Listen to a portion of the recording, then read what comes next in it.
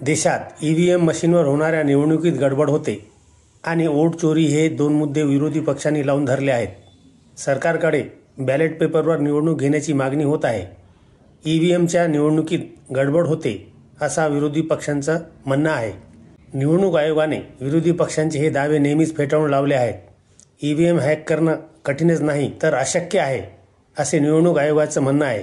मात्र या सगळ्या दरम्यान कर्नाटक राज्यातील काँग्रेस सरकारने बॅलेट पेपरवर निवडणूक घेण्याचा निर्णय घेतला आहे. कर्नाटक राज्याच्या कॅबिनेटने गुरुवारी एक निर्णय घेतला.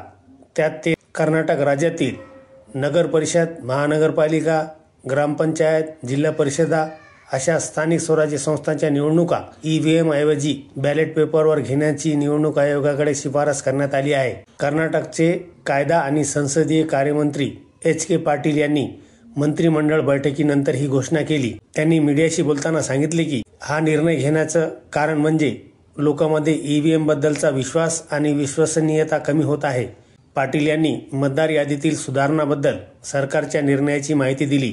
राज्य निवडणूक आयोगासाठी मतदार यादीतील सुधारणा सोप्या बनवण्यासाठी आवश्यक कायदेशीर उपाय आणि विद्यमान नियमात सुधारणा करण्याचा निर्णय घेण्यात आला आहे, अशी माहिती पाटील यांनी यावेळी दिली. बॅलेट पेपरवर निवडणुका घेण्याचा निर्णय सरकारने विचारपूर्वक घेतला आहे, अशी माहिती कायदा आणि संसदीय कार्यमंत्री एच.के. पाटील यांनी दिली. पाटील म्हणाले, स्थानिक निवडणुका या आतापर्यंत विधानसभा निवडणुकीसाठी तयार केलेल्या मतदार यादीवर अवलंबून होत्या. मात्र काही महिन्यात कर्नाटक आणि संपूर्ण देशात मतदार यादीत नावे जोडणे आणि हटवणे यामुळे मत चोरीची चिंता व्यक्त होत आहे. आता आम्ही राज्य निवडणूक आयोगाला मतदार यादीत संशोधन करण्याची शिफारस करण्याचा निर्णय घेतला आहे.